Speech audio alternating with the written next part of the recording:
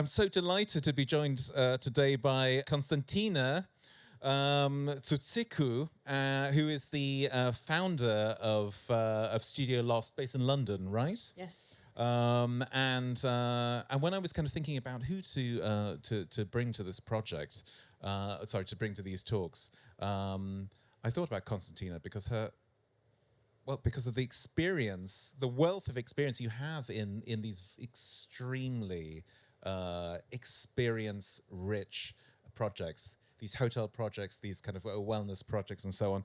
And I'd like to start, Constantina, with a quote of yours, which I really love, which is, "I like creating bathrooms that don't feel like bathrooms." What do you mean by that? Well, that really. I love bathrooms, and I think they're very important spaces in our lives. If you think that you start your day, you finish your day in the bathroom, and it has, you have those moments, you have your best thoughts in the shower, or you are taking care of yourself, and it's almost like the room in the house where you can step out and say like, oh, I feel like a different person. So it has that really kind of like strong importance in people's lives, in everyday's lives, in our vibes, how we start, how we finish the day. And they don't have to be clinical, they don't have to be purely functional, they can be fun. So that's the idea really, and I think through the images that are playing behind us, you can see a little bit of, context and projects and bathrooms, the in, the out, everything, like in harmony. So do you think the bathroom as a spatial typology as we know it is outdated? Should we all be thinking way beyond this? Or worried, yeah, worried about what's to come. No, you shouldn't be worried. I mean, I think it's a good thing. I think bathrooms have taken a while to kind of develop.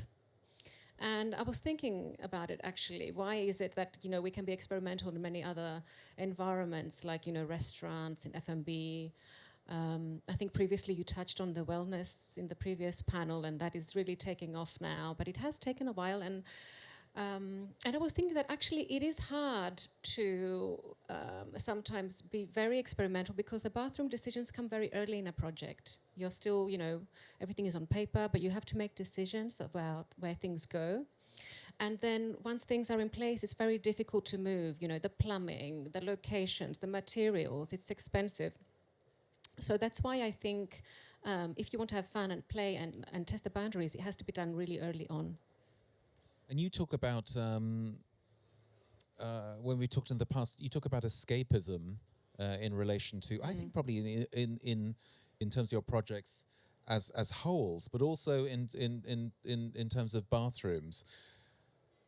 The bathroom still has a core function that we can't forget. How do you square the two? How do you do it? Yes, how do you tell us how you do it?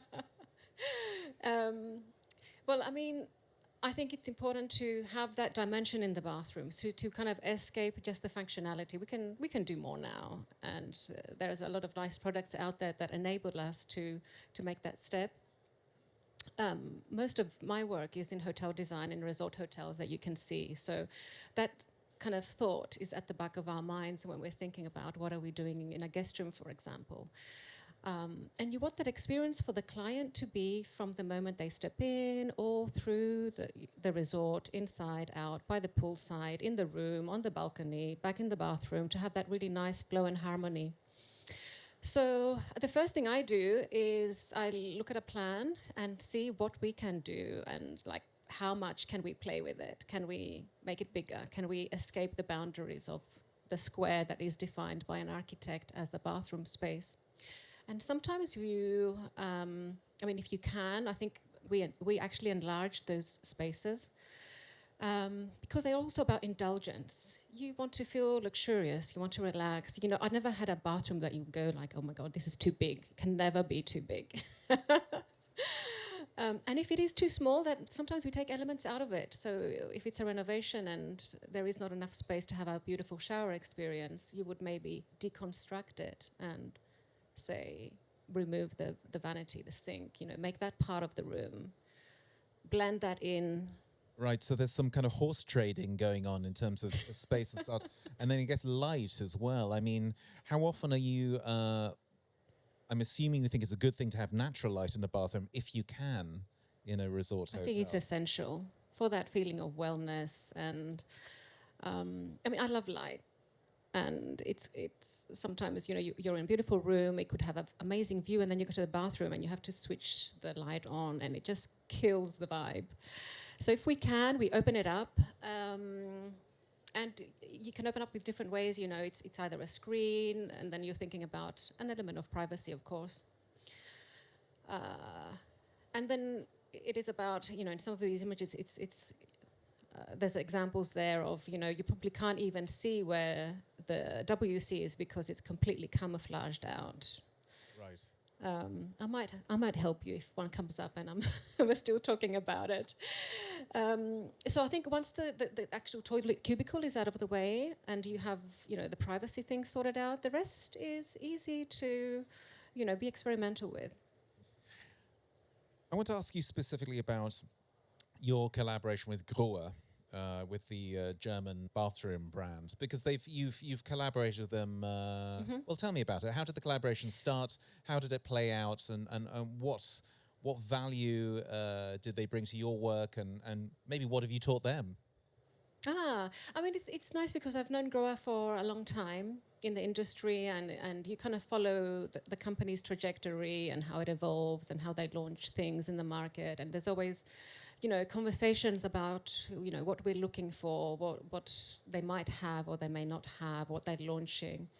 And there's a few nice projects that are also playing where we work together. On renovation of an existing seaside hotel in Croatia, for example.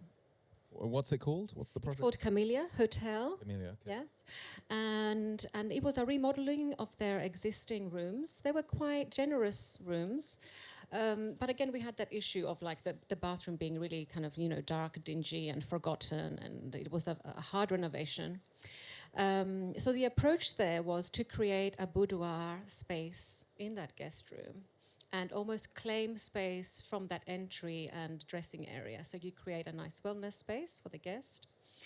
And we did it with a product that has got a nice bronze finish, so it kind of like sits on a vanity that is a nice piece to see when you enter the room. So the bathroom, the door's gone out. You open the door and you can see the WC on one side with its door, and then the shower and the vanity in the middle.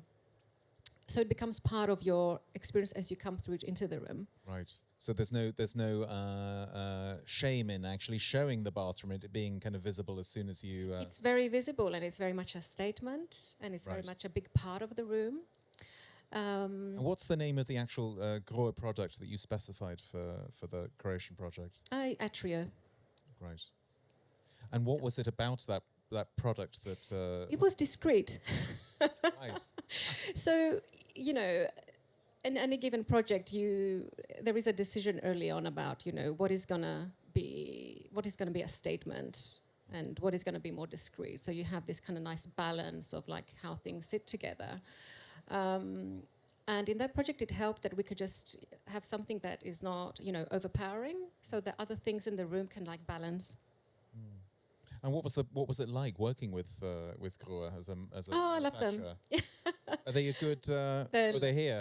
Yes. Ah, look, there they are. Well, I mean, because we think about manufacturers produce products, but that's not the. I mean, architects, bathroom planners, professional specifiers. They want more. They want competence. We're quite. They want manufacturers to be a project partner.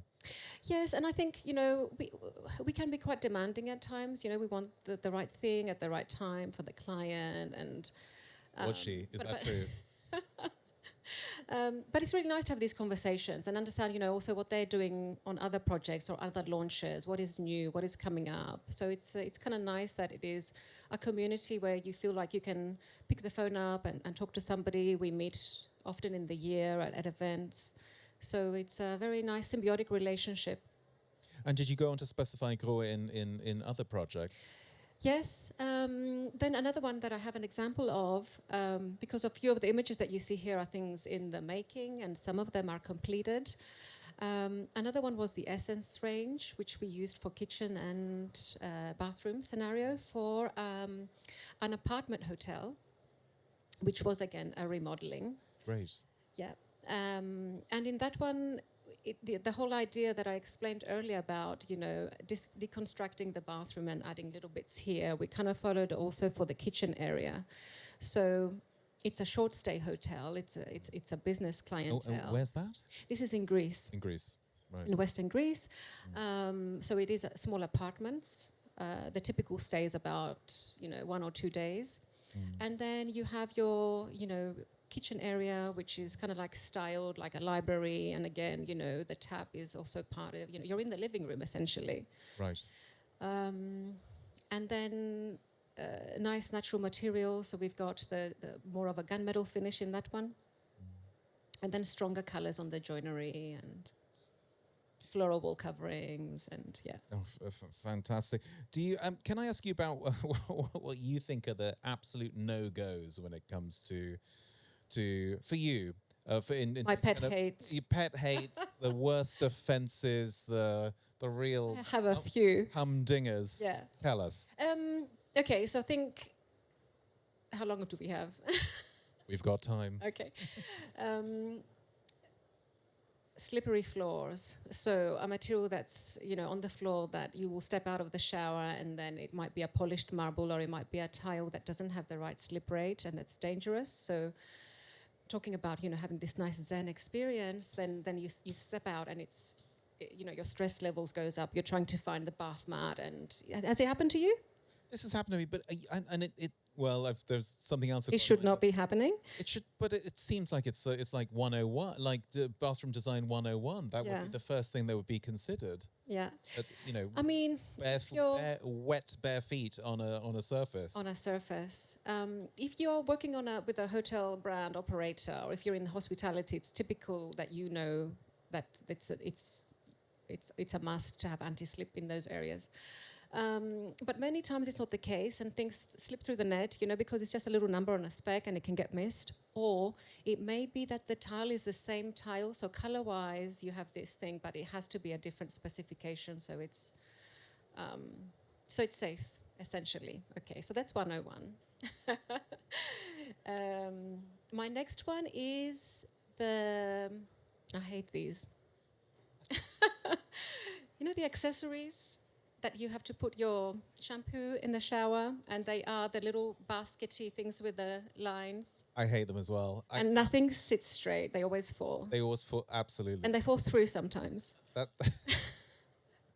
You're always there. I mean, the shampoo bottles are always falling off. Yes, things fall through them. Yeah. I mean, I understand why they have to be open because of to let water drain out, but it's another thing that, if you think about designing that shower from the beginning, you allow for a niche. You can do it at build stage, not do the little square and then remember that you need to put material somewhere. My next one is coordination between sink and tap. And actually the place I stayed last night had that issue where it's this massive sink on a tiny counter, like 60 centimeters. There's no space to put anything, but the sink is huge. I don't know why. And the tap is little, and it's at the end, and it's tiny, and it's just really unbalanced in terms of proportion. And sometimes, or often the opposite, where the tap is far too big for the wash basin. Yeah. And particularly if you want to stick your head under the tap, which sometimes you just want to do. I've never done that. You've never done that. Okay, maybe that's just me. Or the physics of water kind of entering at a particular velocity into a basin and then flying out. This is a kind of you would imagine that this would be more. It's like you have to have everything paired. Like if there's a sink, it's like please pair it with a tap. And I mean we check these things, but you can see it often happening. And I think it's a typical, picking from a catalogue that you don't have an idea of the size and projection and things like that.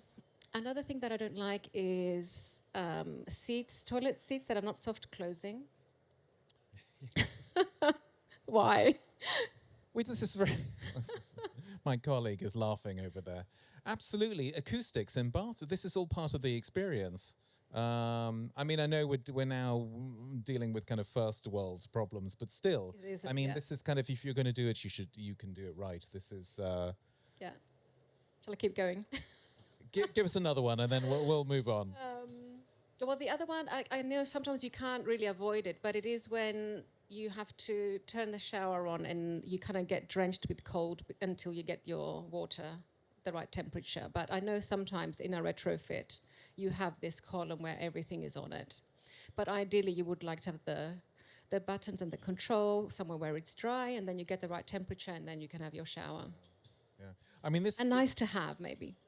I mean, a lot of those points link very closely with Grohe and your slogan about, or your claim, as they say in German, about the joy in water. The fact that, look, we know this is, we have to clean ourselves. We know this is a functional act, but just more consideration about how much more value there could be in going into a bathroom, in the fact they could leave us feeling better about ourselves than before we went in. It's very difficult, I think, in a hotel in a contract context, because you don't have very long to, as a guest, to get to know that bathroom and how it works. There needs to be a certain level of self evidence and It has to be really easy to work out, and not to very be legible. complicated. This is why I'm not a huge fan of too much. I mean, tech behind the wall, yes, but not too much tech. That you have to work it out. Switches and buttons and dials and all that kind of thing.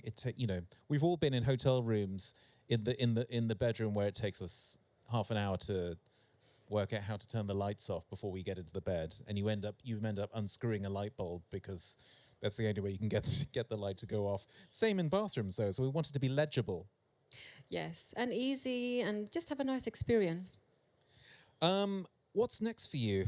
What are you working on at the moment? And We have a hotel opening this summer, so it's quite intense on site. where's that? That's in Rhodes. It's a luxury collection, and it's quite mental on site now. So we have quite a few resort hotels opening, kind of like staggered between this year and next year. And just pushing the boundaries in spa, in wellness, in bathrooms, in hospitality. And how do you go about finding your inspiration? You like a little sniffer dog. You constantly looking, and do you visit resort hotels a lot? Oh yes. As a guest yes. only for research purposes, of course. Oh, absolutely. I mean, I'm naturally curious anyway, and I like a well-designed space, a cool restaurant, an interesting spa. I just came back from Wales, actually. You heard that? You did. What did you think? One of those things. Oh, it was amazing. I would like to visit when they do the midnight one, where it's but it wasn't too crowded. It was a Sunday, and it gets quite busy. I think after a while there's a lot of robes around. But it was a very nice experience. Yeah, I really enjoyed it. And it's very water. I was actually surprised they don't have a dry sauna there. So it's That's very right. much about water. It is. All the treatment. Yes, it's about immersion in the true sense, original sense of the word. About kind of actually. Yeah. I mean, I was being back in and water. forth between that hot and cold one. It's amazing. Yeah.